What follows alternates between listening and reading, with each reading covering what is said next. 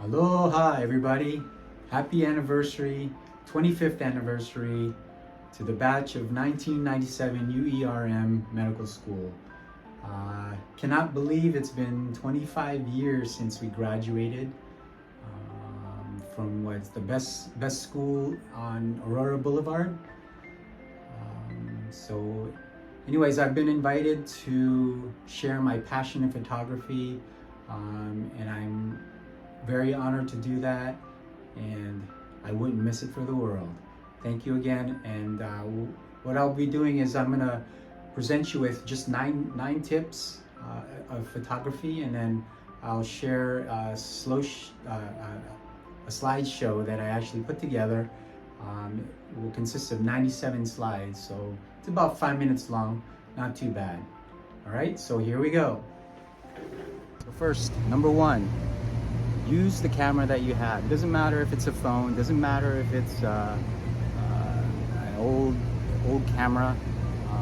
Just shoot with whatever you've got. Right now I shoot with an R5, it's a mirrorless.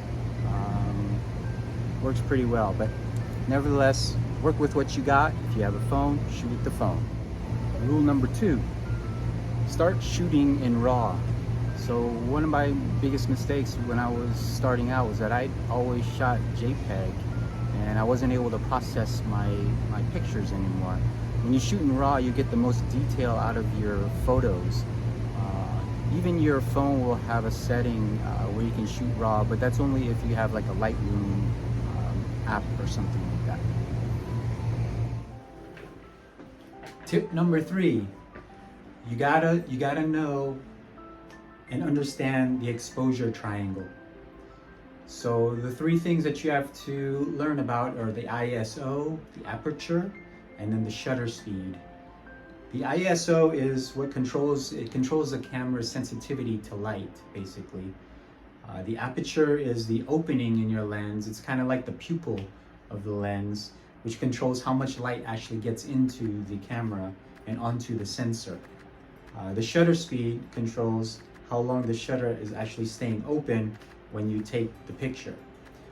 Since I shoot mostly landscape, a lot of my ISO, usually I like to keep it low because it makes it less grainy in the picture, and a little bit more precise.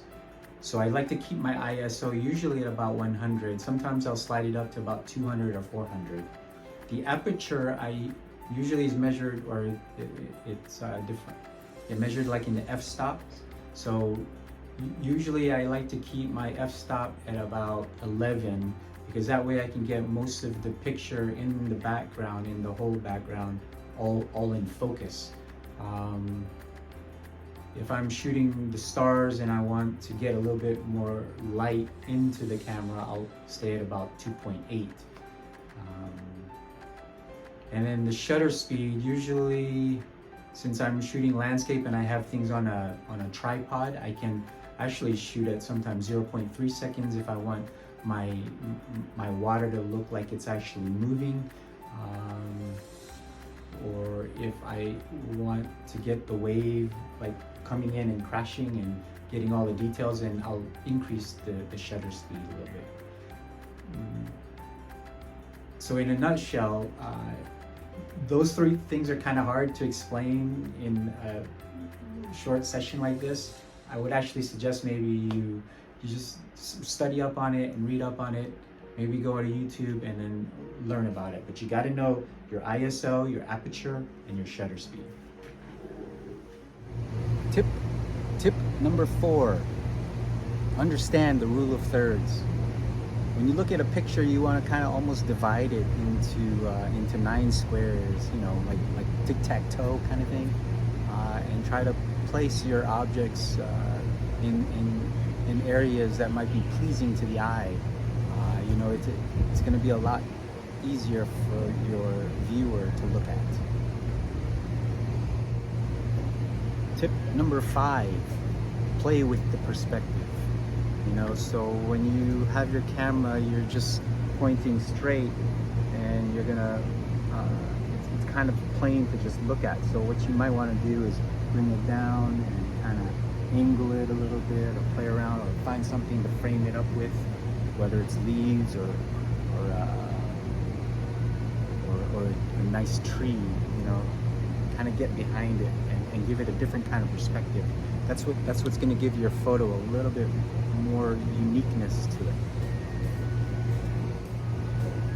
Tip number 6.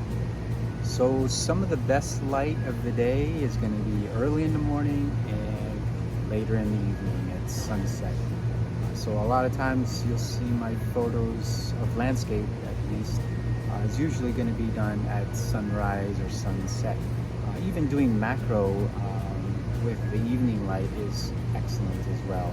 So try to get out when the light is really good and you'll get a lot better pictures. Tip number 7, you'll have to invest in a good photo editing software. Currently I am using Lightroom and I have all my photos, probably more than 20,000 photos or so already stored in it. But it allows me to organize my photos.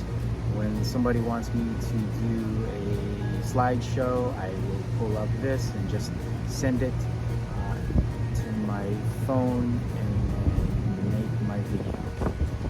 So again, invest in a real good software so that you can store a lot of your photos and you can do a lot of your editing. Tip number 8, learn from your mistakes. Oh my gosh, so many times I've been out in the field and I've forgot a battery or forgot a filter or even my lens. You gotta prepare.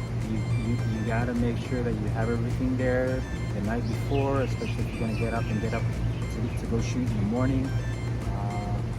I'm now carrying around this bag, so that keeps me a little bit more organized. I keep everything like this now, so usually a little bit easier to keep.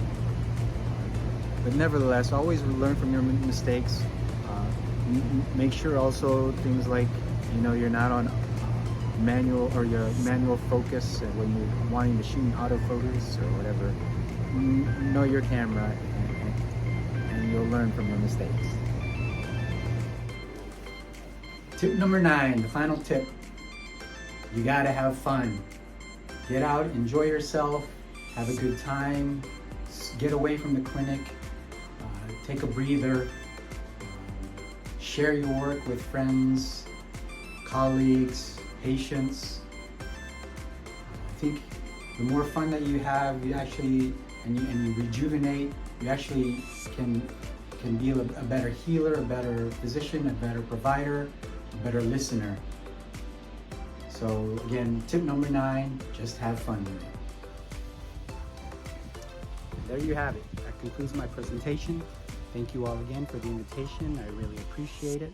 I really appreciate all of your support. It really inspires me to want to go out and take pictures. And it was great because it was, you know, I kind of got out of my comfort zone and it was kind of different being in front of the camera. And so now I'm going to conclude this with a slideshow that consists of 97 slides. It's only going to be about 5 minutes, so it shouldn't be too bad. Congratulations again, class of 1997, UERM.